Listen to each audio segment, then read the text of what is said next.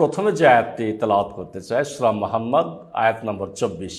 রব্বুল আলামিন বলছেন, আউযু বিল্লাহি মিনাশ শাইতানির রাজীম, আফালা ইয়াতাদাব্বারুনাল কুরআনা আম আলা কুলুবিন আকফালুহা। তারা কি কোরআন নিয়ে চিন্তা গবেষণা করে না, নাকি তাদের মনে তালা পড়ে গিয়েছে?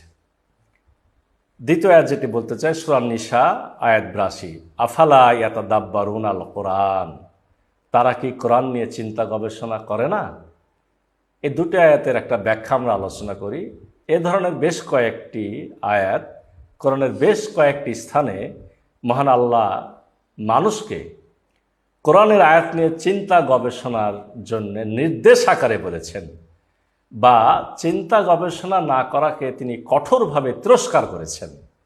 চিন্তা গবেষণা করতে বলা বা না করার জন্য তিরস্কার করা, আর না বুঝে পড়া বা পড়তে বলা বা উৎসাহিত করা অবশ্যই বিপরীতধর্মী কথা।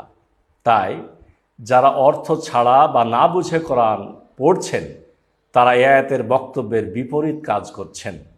ইচ্ছাকৃতভাবে আল্লাহর নির্দেশের বিপরীতধর্মী কাজ করা বড় গুনাহ না? সব, এটা মোটেই বোঝা কঠিন নয়।